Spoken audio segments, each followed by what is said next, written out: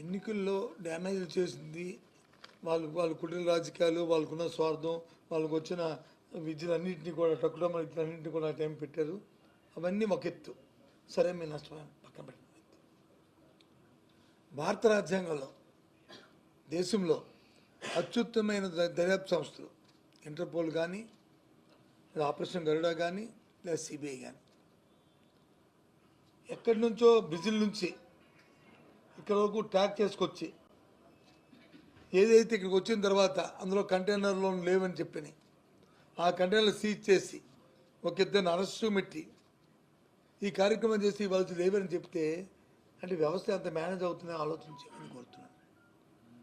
దీన్ని మన ఒక్క విషయాన్ని రేపు ఉదయం మళ్ళీ కేంద్రానికి లేఖ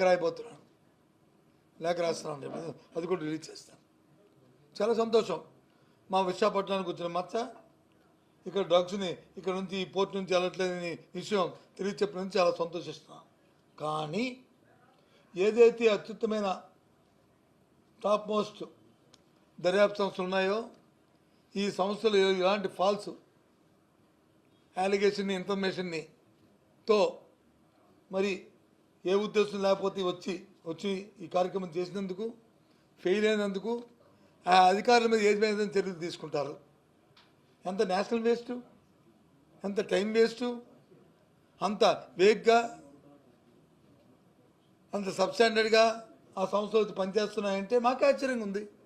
మన దేశం పరువు ఏం కాను, ఇంటర్పోల్ పరువు ఏం కాను, సిబిఐ పరువు ఏం కాను, గరుడ ఆపరేషన్ తాలూకు పరువు ఏం కాను. కాబట్టి దీనికి సంబంధించి ఎవరైతే దీన్ని ఈ విధమైన ఇచ్చారు వాళ్ళ మీద చర్య తీసుకోవాలని రేపు కేంద్ర మంత్రి గారికి, మన అమిత్ షా గారికి, హోంమంత్రి గారికి రేపు ఇంకో లేఖ కూడా రేపు రాస్తున్నాం.